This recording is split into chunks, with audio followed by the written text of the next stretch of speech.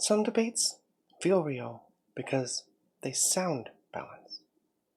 Two sides, two positions, both worth considering. But that only works if both sides are responding to the same claim. When one side changes the argument and the other responds to that version, it creates the appearance of a debate. But they're not addressing the same point. That's how a strawman works.